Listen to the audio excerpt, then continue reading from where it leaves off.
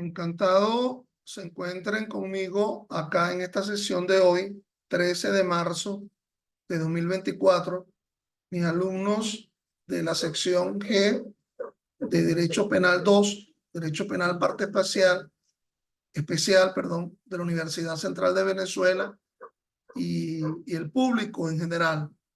Clases estas que la pueden encontrar en mi canal YouTube, Ángel Serpa Ponte, al cual les invito a que se suscriban a los efectos de encontrar mis criterios vinculados al ámbito del derecho penal, del derecho procesal penal, del derecho penal en sentido global. Bueno, estimados, hoy nos ocupa el abordaje de algunos de los delitos de violencia de género que se encuentran descritos en la Ley Orgánica sobre el Derecho de la Mujer a una vida libre de violencia. Recuerden que en la clase anterior, la clase presencial que tuvimos, habíamos abordado el delito de violación, tal cual se establece en el artículo 374 del Código Penal, con todas sus características. Pero le dije que en la clase de hoy íbamos a abordar como continuidad del delito de violación los delitos de violencia de género descritos en la orgánica y especial ley.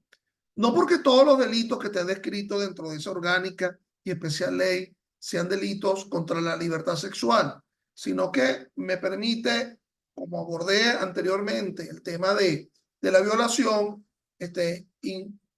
comenzar y incluirme pues dentro de los delitos de violencia de género a través del delito de abuso sexual, pero en el entendimiento que ustedes deben asumir que hay una pluralidad de bienes jurídicos que están siendo protegidos en la Ley Orgánica sobre el derecho a la mujer a una vida libre de violencia. Fundamentalmente eso, el derecho a la mujer a una vida libre de violencia, como bien jurídico que se incorpora como leitmotiv, como fundamento teleológico, ¿verdad? Como fundamento del legislador al querer promulgar una diferenciada ley que además tiene un carácter de orgánico. Ya saben ustedes que una ley es orgánica cuando desarrolla una norma, un principio o un valor constitucional. Y muchos de ustedes me preguntarían, bueno, ¿y eso del indubio pro femini o el indubio pro femina? ¿En qué norma constitucional se encuentra establecido? No está en ninguna norma constitucional, pero no importa que no esté, puesto que el artículo 22 de la Constitución establece que los derechos fundamentales al ser existen independientemente de su consagración, independientemente de su positivización. Y entonces hay mucha historia detrás de todo esto. Hay mucha historia y hay mucho fundamento, digamos, fenotípico detrás de todo esto. Hay historia en el sentido de que luego de una larga tradición de codificación, más bien la codificación ha sido una codificación desmerecedora, desmeritante de la condición de género. Basta ver que hasta hace poco existía el delito de adulterio que solamente podría serlo cometido por la mujer, lo cual es un verdadero sinsentido. Delitos como la seducción con promesa matrimonial, en donde se indica que la mujer tiene que ser reconocidamente honesta para que se le reconozca la condición de víctima de ese delito. Entonces, además, hay unas consideraciones de carácter fenotípica. Basta vernos las diferenciaciones fenotípicas entre hombre y mujer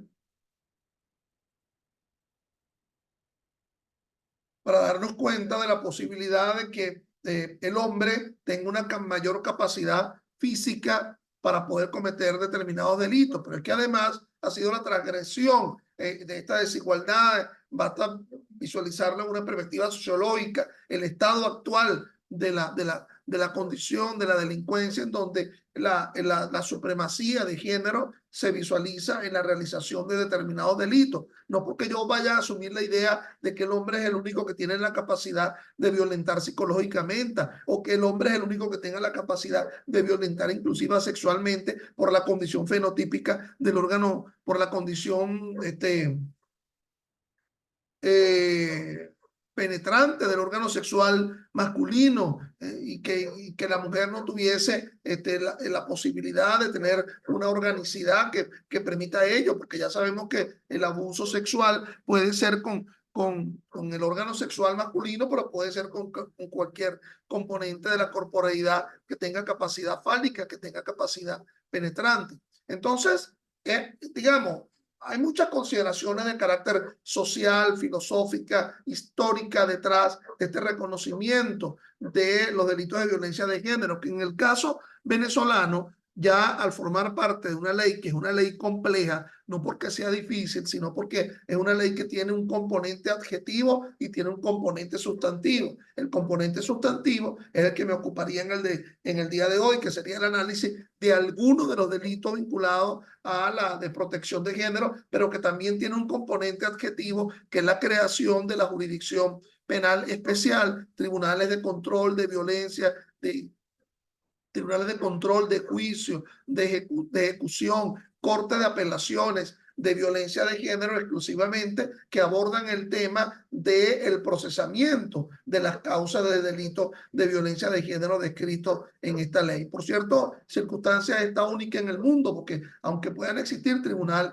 aunque puedan existir la tipificación en otras partes del mundo de los delitos de violencia, bien sea en la codificación ortodoxa del Código Penal o a través de leyes especiales, solamente en Venezuela, porque estamos asistiendo a una jurisdicción penal especial, es decir, de tribunales especiales que van a enjuiciar esa causa. Pero vamos a alegar de esta explicación algunas consideraciones de carácter adjetiva, procesales. Yo más bien los invito a una conferencia que voy a dar sobre la jurisprudencia y la jurisdicción de violencia de género el próximo viernes, no este viernes, sino el viernes 5 de abril, en horas de la mañana, en la Universidad Central de Venezuela, donde abordaremos también esos aspectos, digamos, adjetivos de la ley de violencia de género. Por cierto, conferencia a la cual los invito a ustedes, los espero ver por allá. Pero bueno, entonces, le dije que vamos a dejar, digamos, el testigo en donde lo dejamos.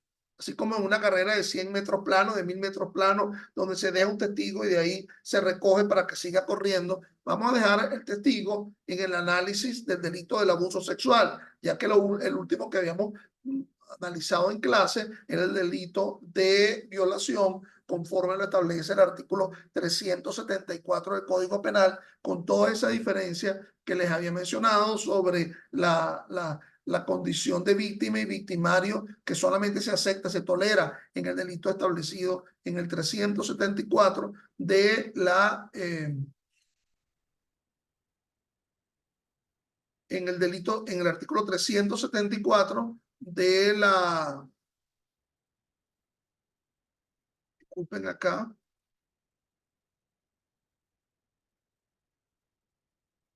del Código Penal. Entonces, vamos a concretarnos ahorita en el artículo 43 de la Ley Orgánica sobre el derecho a la mujer a una vida de violencia, una vida libre de violencia, que es la llamada violencia sexual con penetración, artículo 43. Fíjense que la redacción, el supuesto de hecho es casi similar al descrito en el delito de violación, artículo 374. Pero aquí se asevera que la condición de víctima de la mujer, solamente la mujer como víctima, siendo el victimario el hombre, es el que ubica el supuesto de hecho descrito en este artículo 43 de la ley de violencia.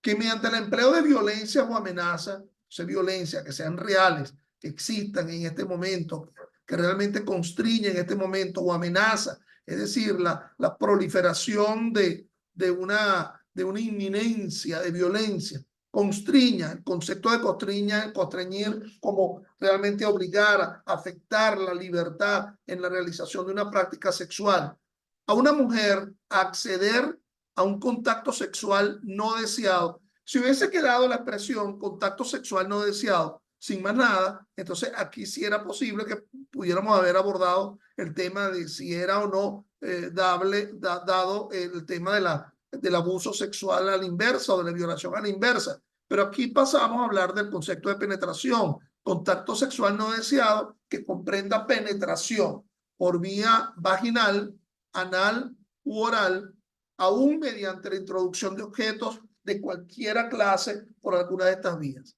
Fíjense que es mucho más lacónico, mucho más simple ese artículo 43, ese supuesto de hecho del artículo 43 de la ley orgánica, y conlleva a una pena de prisión de 10 a 15 años. Entonces, aquí, de igual forma, estaríamos hablando de que el constreñimiento en cuanto a violencia física o una amenaza futura implica destrabar la libertad para la realización de la actividad sexual, siendo que la actividad sexual implica, primero hablemos de lo que se penetra, el órgano sexual masculino, cualquier componente de la corporeidad que tenga capacidad penetrante o un objeto que simula, pero que sea accionado por un hombre, porque definitivamente es lo que define el artículo 43, siendo que la víctima es la mujer y tendríamos que analizar las cavidades por las cuales se puede realizar esa penetración. Entonces se habla de por vía oral, por vía vaginal o por vía anal. La penetración sin el consentimiento de cualquiera de estos objetos. Fíjense que de igual forma, como adolece en el artículo 374 del Código Penal, pareciera que el componente culpabilístico,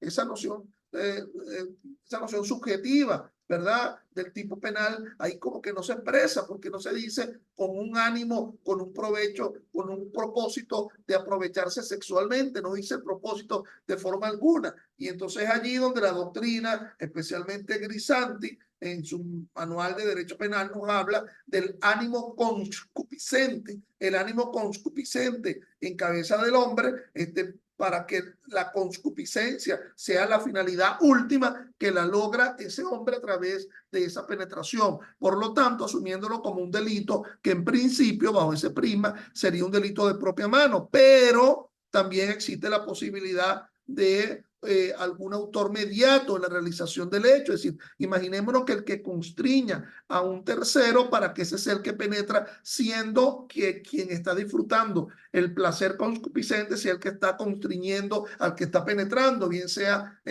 apuntándolo con un arma a los efectos de que logre penetrar a una víctima, siendo la víctima la mujer.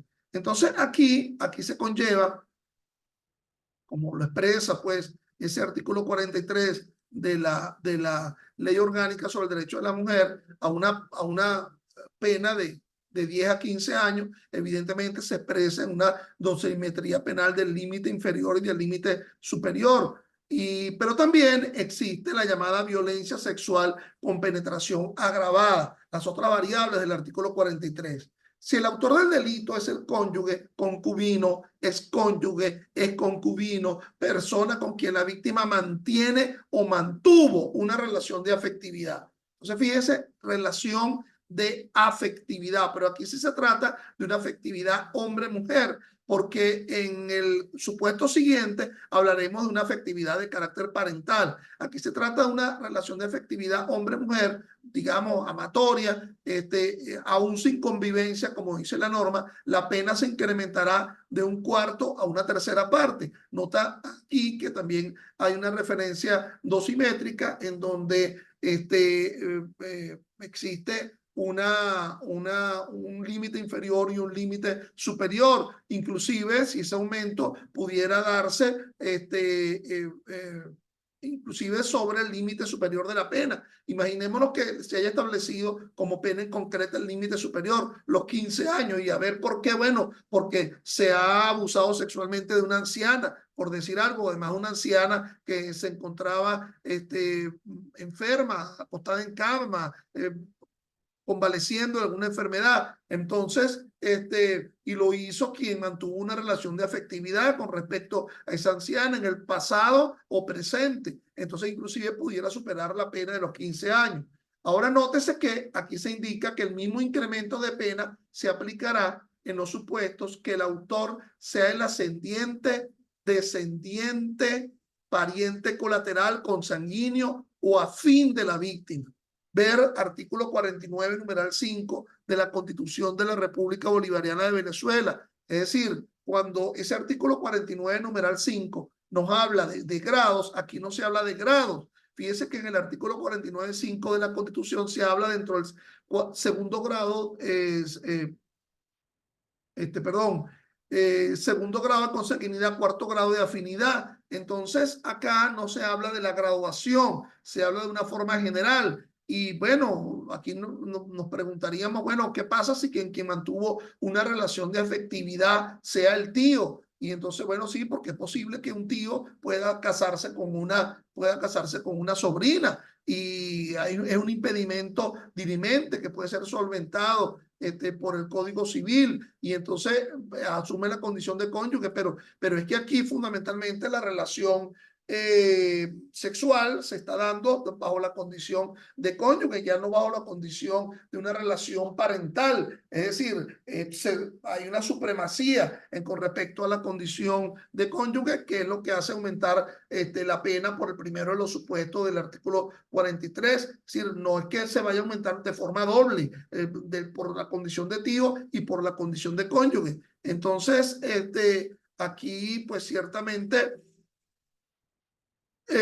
inclusive uno pudiera asumir la idea de que una mujer desea tener una relación sexual, digamos, vaginal, y luego en el desarrollo del coito, la pareja, el hombre, decide tener una relación de carácter anal y ella se niega a esa relación de carácter anal. Nos encontramos, evidentemente, con el delito de abuso sexual, puesto que se está afectando ese específico consentimiento, esa libertad frente a ese tipo de relación sexual. Entonces, ello no demerita de forma alguna que se haya dado el consentimiento para la práctica de la actividad sexual de una forma vaginal y luego se deviene de una forma anal sin el consentimiento de ella. Y lo digo porque pudiera haber que alguien esté cometiendo el delito de incesto, por ejemplo, que haya decidido acostarse el hermano con la hermana, el padre con la hija, el hijo con la mamá, y luego en el propio desarrollo, ya cuando es un delito, deviene en un delito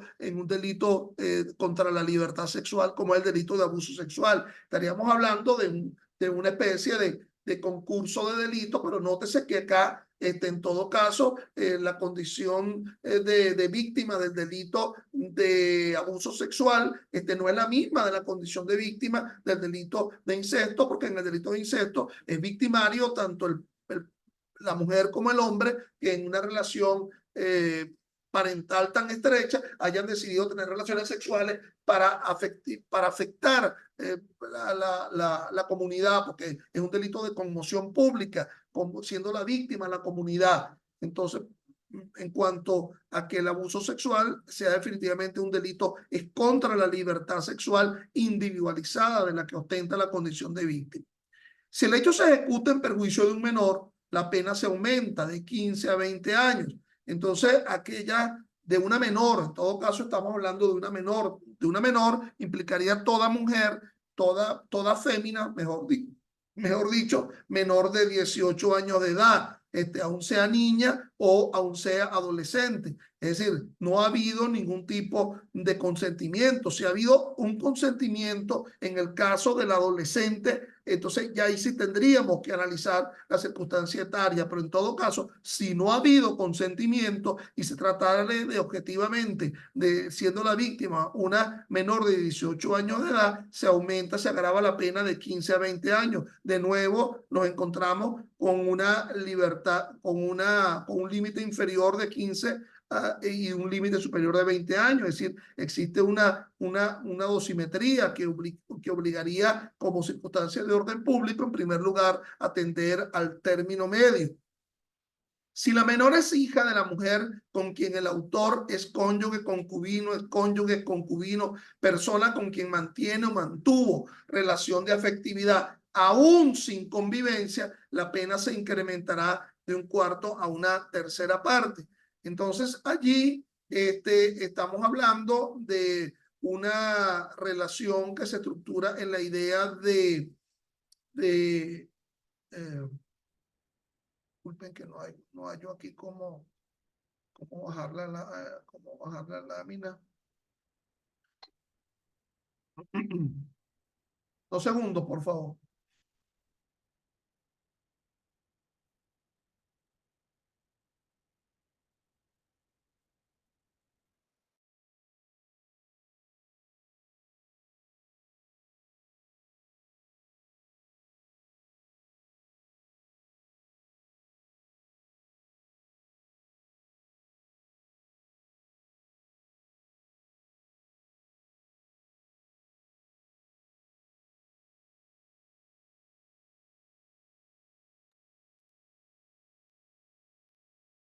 Bueno, déjeme ver si logro aquí bajar la lámina que me tiene problematizado acá,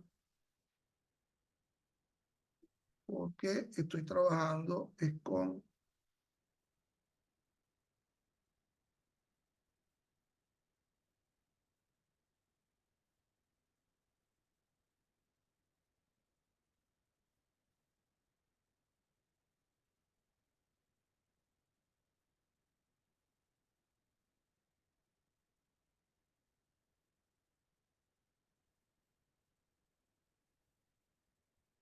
Bueno, amigos,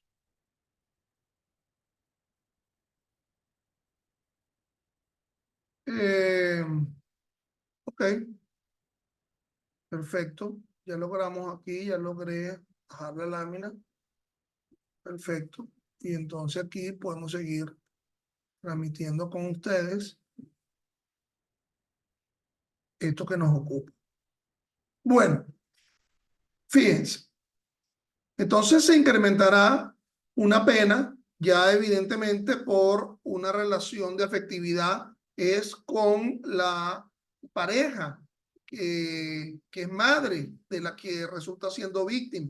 Aquí siempre nos hemos preguntado si hay una doble víctima, si se tratara de la madre y se tratara de la hija. Yo creo que la afrenta a la libertad sexual ha ocurrido con respecto a la hija, siendo que evidentemente la singularidad de la condición de víctima de la hija. Nótese que en este caso no se habla de que sea menor, porque puede ser una hija ya mayor de edad, pero siempre que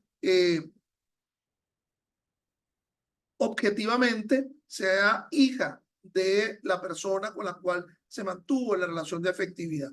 O sea, el tipo subjetivo tiene que ser concretizado con la intención de involucrar a otra persona en un contexto sexual.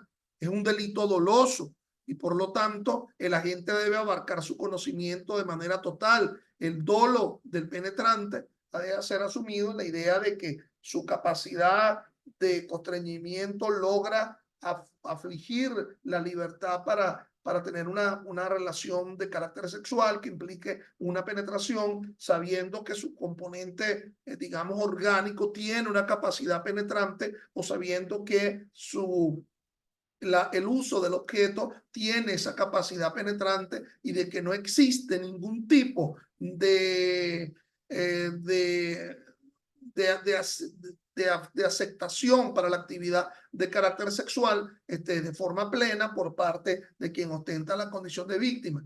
Y como otro elemento del dolo, entonces, bueno, va en procura en la realización de la actividad sexual como elemento volitivo del tipo. La consumación se realiza con la penetración total o parcial, inclusive aquel concepto de penetración vestibular, aquella penetración que comienza, pero que no se hace completamente con respecto a la dimensión de lo que se está penetrando. No importa la eyaculación, ni importa la rotura del himen, lesiones o embarazo. Aquí se está configurando con la simple y diáfana penetración. Tentativa, siempre cuando existan actos de ejecución, el despliegue de actos ejecutivos de la cópula sin que se alcance la penetración constituye la tentativa. Imaginémonos como lo manifesté yo en clase, que existe una circunstancia de eyaculación precoz con respecto a la persona que estaba a punto de penetrar a otro. Mal pudiéramos hablar de que habría un acto lascivo, puesto que la finalidad, la intención era la penetración completa. Y entonces, por lo tanto, si así aceptamos la tentativa, también podemos aceptar la frustración y con mayor medida la frustración en cuanto a que una circunstancia independiente de la voluntad de la gente sea la que impida la realización de la práctica sexual. Es decir, que llegue la autoridad, que llegue cualquier persona y de alguna forma rebaje el constreñimiento, de alguna forma logra zafarse de ese constreñimiento como circunstancia que conduce a la realización, a la conducta penetrante del el violador, del abusador en este caso. Bueno, vamos a ver alguna jurisprudencia sobre violencia sexual.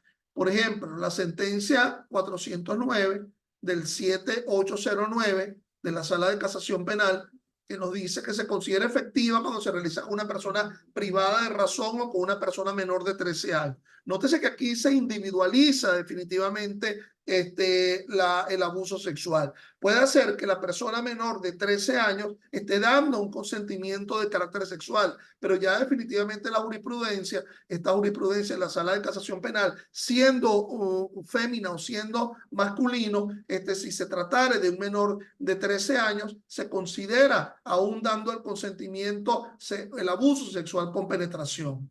Vamos a ver otra sentencia, vamos a ver la sentencia de la Sala Constitucional 752 del 12-8-16.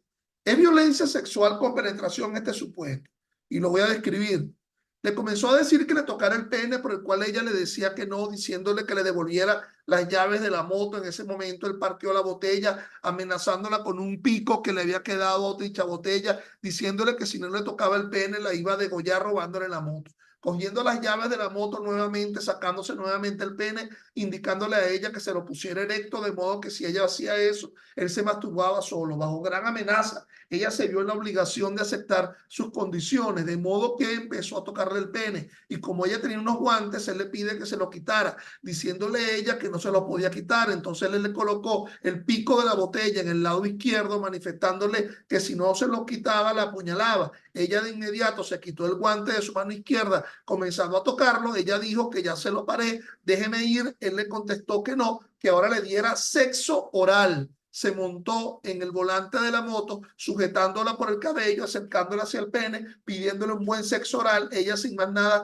que hacer al respecto, siguió haciéndole caso omiso, haciéndole lo que él le pedía, en el cual él eyaculó en su boca. De manera inmediata ella limpió su rostro con la manga del suéter, se le bajó de la moto, limpiándose el pene con su franela, a su vez pidiéndole un beso, por lo cual ella le dijo que no. Al momento la moto a la fuerza, dándole un beso en la boca, limpiándose el pene con su franela, a su vez pidiéndole un beso, por lo cual ella dijo que no. Al momento la moto, ya va, aquí no transcribimos como que nada más. Dándole un beso a la boca, diciéndole que a él no le daba asco besarla así. Después le entregó la llave de la moto, diciéndole que se fuera antes de que la apuñalara, que si iba antes a la policía la mandaba a matar. Como se dan cuenta, está plenamente en los extremos de la penetración por vía oral. Vamos a ver el acto carnal con víctima especialmente vulnerable, que establece el artículo 44 de la ley orgánica, la ley orgánica sobre el derecho de la mujer a una vida libre de violencia, que conlleva una pena de 15 a 20 años. Entonces, nótese que acá el supuesto es quien ejecute el acto carnal aún sin violencia o amenaza en los siguientes supuestos. Entonces, no hay violencia como circunstancia del supuesto de hecho, pero se objetiviza en función del tipo de víctima. Uno, en perjuicio de mujer vulnerable en razón de su edad o en todo caso con edad inferior a los 13 años. Entonces, toda relación sexual con menor de 13 años de edad, independientemente de la violencia o de la amenaza, configura la existencia del abuso sexual con penetración con víctimas especialmente vulnerables. Claro, aquí el consentimiento o la libertad sexual que haya podido asumir la víctima a lo mejor sí se podría expresar a nivel del límite inferior de la pena. Funcionaría como una especie de circunstancia modificativa de la responsabilidad penal en atención al artículo 74.4 del Código Penal. Es decir, valorando la gravedad del hecho en función de la libertad. Bueno, pero en todo caso, podría ser aceptado en el ámbito del adolescente, de 12 a 13 años de edad, porque mal podría ser expresado esto en el caso de una niña. Dos, cuando el autor se haya prevalido de su relación de superioridad o parentesco con la víctima, cuya edad sea inferior a los 16 años. Entonces, aún habiendo relación de aceptación, aún no exigiéndose aflicción a la libertad sexual, porque existe aceptación, toda prevalencia de relación de superioridad o parentesco con la víctima, siendo ella inferior a los 16 años, configura el delito de abuso sexual con penetración. Entonces, ojo con esto. En toda menor de 13 años se configura el delito de abuso sexual, aún habiendo manifestación de libertad de aceptación sexual. Y en todo caso, a toda menor de 16 años, si el victimario se prevalece de su relación de superioridad o parentesco, relación de superioridad laboral, con respecto a los aprendices, por ejemplo, o estudiantil con respecto a los profesores y la alumna de bachillerato, en fin. En el caso que la víctima se encuentre detenida o condenada y haya sido confiada a la custodia del agresor. Aquí la relación de superioridad es la relación que se imprime en el ámbito de la coerción que genera la cárcel. Y el numeral 4, cuando se tratara de una víctima con discapacidad física o mental o haya sido privada de la capacidad de discernir por el suministro de fármacos o sustancias psicológicas. Entonces aquí es irrelevantemente de la edad, aquí ya no hay un factor etario que está jugando, sino el hecho de la discapacidad física o mental que de alguna forma hace restar la posibilidad de manifestar un libre consentimiento para la realización de la práctica sexual. Vamos a ver la sentencia de la casación penal, la 393 del 25-10-16. La vulnerabilidad se refiere al grado de discernimiento o madurez que posee la víctima para decidir sobre su libertad sexual. No es igual en todas las personas, ya que podría variar dependiendo de su entorno social, su educación en el hogar, sus emociones, entre otros aspectos que pudieran influir en la toma de decisiones y el comportamiento de cada individuo. Solo puede ser determinada por un debido estudio psicosocial realizado a la víctima y a sus familiares directos, siendo esta la forma idónea de comprobar si tenía o no la suficiente capacidad para enfrentarse o resistirse a la acción del acusado. El ser humano es un ser integral, por ende las emociones y la cognición o el pensamiento no deben desvincularse del comportamiento. Esto influye directamente en el comportamiento de las personas. Basta con que exista el acto sexual y que la víctima no se encuentre en capacidad de consentirlo de forma libre, prevaleciéndose el sujeto activo de esta situación para manipular a la víctima, logrando la satisfacción de sus necesidades sexuales. Sentencia que es interesante porque de alguna forma permite también el análisis del tipo de víctima en la realización de la actividad de carácter sexual, donde pudiera tomarse en cuenta la previa existencia de juego, la previa existencia de compromiso de amor o inclusive la previa existencia hasta de aceptación de prácticas de prostitución.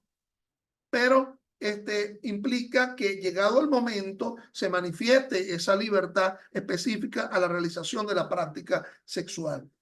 Por favor, ingresen con la misma coordenada con la cual ingresaron a esta primera sesión para ir a la segunda parte de la sesión del día de hoy. Gracias.